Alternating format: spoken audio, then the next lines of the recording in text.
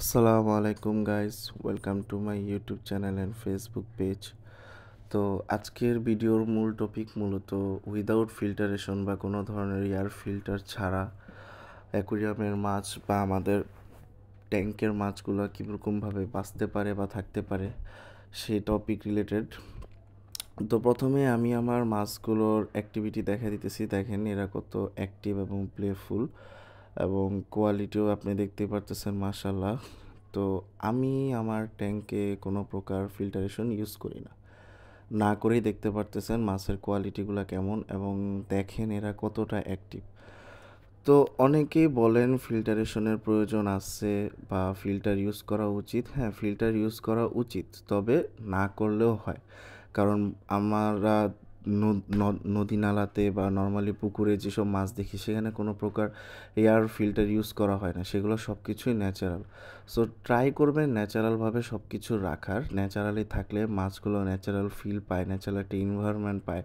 সেক্ষেত্রে ওদের ব্রিডিংয়েও অনেক ইমপ্রুভ হয় বা কোনো ধরনের প্রবলেম হয় না। একদম ন্যাচারালি সব কিছু যখন থাকে তখন মাছগুলো খুব অ্যাক্টিভ থাকে। কোনো ধরনের এয়ার ফিল্টারেশনের ঝামেলা নাই, কোনো ইলেকট্রিসিটির কোনো মানে প্যারা নাই। সো সেক্ষেত্রে সব কিছু একদম স্মুথলি চলে। সো আপনারা দেখতে পারতেছেন আমার কোনো একটা ট্যাঙ্কের মধ্যেও এয়ার ফিল্টারেশন নাই। আমার সব কিছুই ন্যাচারাল। আমি ট্রাই করি সব কিছু ন্যাচারাল রাখার, প্ল্যান্টেড রাখার এবং আদার্স আর কোনো কিছুই নেই। প্ল্যান্ট ব্যতীত, ফিশ ব্যতীত অন্য কোনো কিছুই আমার ট্যাঙ্কে পাবেন না। একদম সব কিছু ন্যাচারাল। তো আমার এখানে মাছগুলো দেখতে পারতেছেন এরা একদম প্লেফুল। এটা রেড টোপাস, ব্লু টোপাসের একটা ফিমেল, যেটা লোডেড আছে। আর এদিক দিয়ে প্ল্যান্টও দেখেন, আমার এই যে ফকবিট যেটা, সেটার রুটগুলো দেখেন কত বড়। ঠিক আছে, সো আমার এই যে বারিন্দার যে সেট আপ এবং এখানে যে লাইটিং রিফ্লেক্টগুলো একটা ট্যাঙ্কের প্ল্যান্টের বাড়ার জন্য বা প্ল্যান্ট বৃদ্ধি বা গ্রোথের জন্য যতটুকু দরকার ঠিক পর্যাপ্ত পরিমাণ ততটুকুই আসে।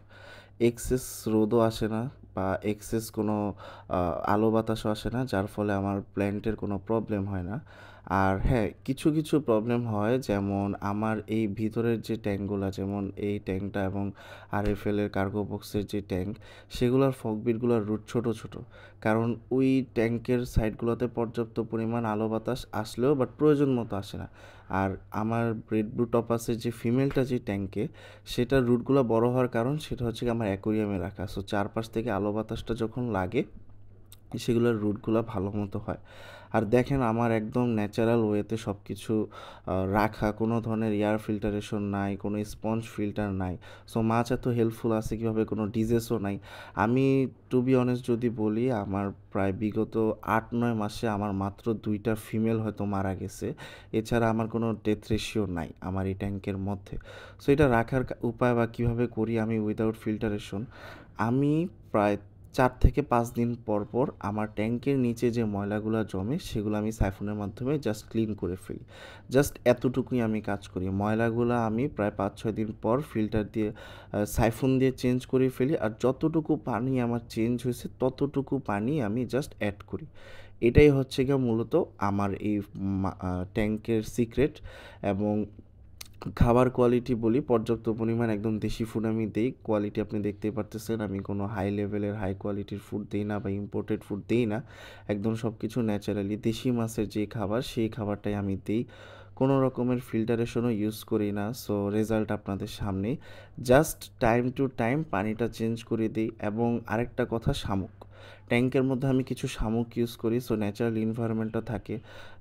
মানে উচ্ছিষ্ট যে খাবারগুলো থাকে সেগুলো নিচে জমা থাকলে অ্যামোনিয়ার গ্যাস তৈরি হয়। সো শামুক রাখার ফলে শামুক সেগুলো খেয়ে ফেলে। একটা ইকো ব্যালেন্স ক্রিয়েট হয় ট্যাঙ্কের মধ্যে। সেক্ষেত্রে উইদাউট ফিল্টারেশন, কোনো ধরনের এয়ার ফিল্টার ছাড়াই, স্পঞ্জ ফিল্টার ছাড়াই পুরো ট্যাঙ্কটা একটা ন্যাচারাল এনভায়রনমেন্টে থাকে এবং মাছও একটা ন্যাচারাল এনভায়রনমেন্ট পায়। সো এটাই হচ্ছে গিয়ে মূলত আমার আজকের ভিডিওর টপিক। যদি ভালো লাগা থাকে তাহলে একটা লাইক করেন, যদি চ্যানেলে নতুন হন তবে একটা সাবস্ক্রাইব করেন, আর আমার ফেসবুক পেজে একটা ফলো দিয়ে আমাদের পাশেই থাকেন। থ্যাংক ইউ, ধন্যবাদ।